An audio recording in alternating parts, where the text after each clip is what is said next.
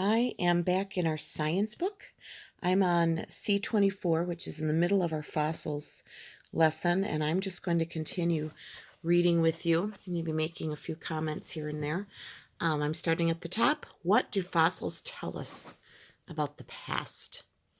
Fossils help us learn about what Earth was like long ago.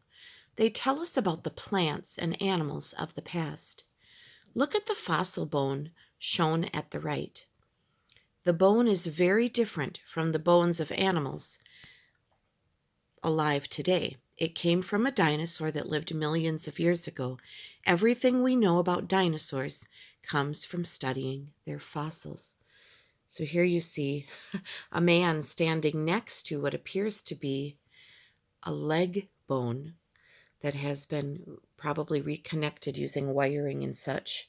But look at the size of that. And then, of course, this drawing they give you shows you here how big people would have been in comparison to this creature. And there's just that orange part would just be the leg part that you see there in that picture. Amazing. This man is standing next to the fossil leg of a Supersaurus. Scientists estimate that Supersaurus may have stood 16 and 5/10 of a meter, or 54 feet tall. Wow. Very little is known about this dinosaur because very few fossil bones have been discovered. The diagram shows which bones have been found.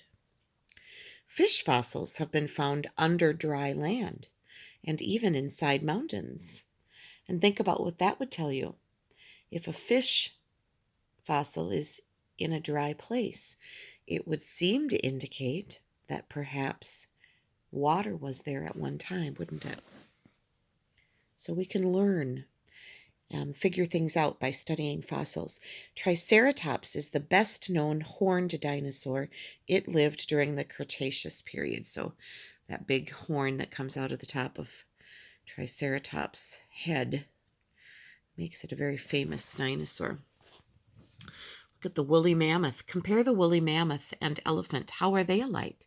How are they different? So we can study a woolly mammoth skeleton and discover how it is like an animal that is alive today, and the differences as well. It looks like different size, maybe different head shape, tusks, but yet perhaps longer. Had maybe more hair, the ones they've discovered that indicate there's more hair than what elephants of today have. Fossils can also tell how Earth has changed. Fish fossils have been found under dry land.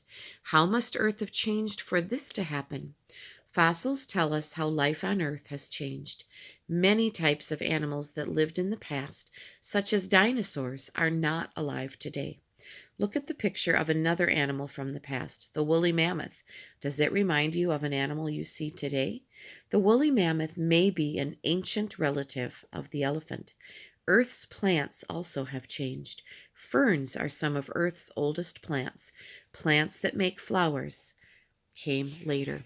And again, I will just state that scientists study and learn, and they make hypotheses and decisions based on what they find, but trying to figure out when something lived and how long ago, those are mysterious questions, and there are definitely different beliefs on what is true and what may have happened in the past.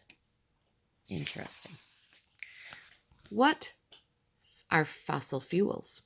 Cars, trucks, and airplanes need fuel in order to run. A fuel is a material that is burned for its energy. Oil products such as gasoline are fuels. Coal and natural gas are too. These fuels are examples of fossil fuels.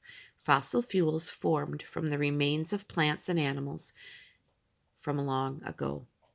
Here is a lump of coal.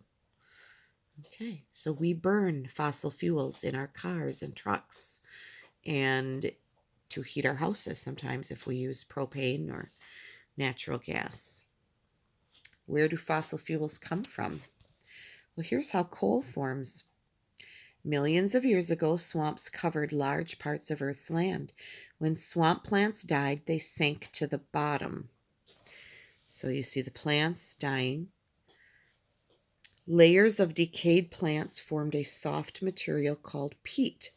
Over time, the peat was buried under layers of mud and sand. So here's your mud and your sand, and here are the layer of peat. The mud and sand turned to rock. Slowly, the peat changed into coal, way down deep. So when we dig for those fossil fuels, we are drilling down. We drill down for oil and bring it up to the surface. Why does it matter? Fossils tell a story. The story is about Earth's history. It is a very long story that includes many changes. There can be changes in land and water. There can be changes in the weather. There can also be changes in living things. If you learn about the things of the past, you can predict changes in the future. And so some important questions there. What is a fossil? Describe 3 types of fossils. How do we know about dinosaurs? And what are fossil fuels? Give an example. We know a lot about dinosaurs. Why can we only hypothesize about what colors they were? Well, what we find when we find dinosaurs are their bones. We don't find any sort of skin or body covering. So there are different thoughts about that, just like we talked about how there are different thoughts on how long ago things were alive or how old the earth is. So always good to keep questioning and keep learning and thinking.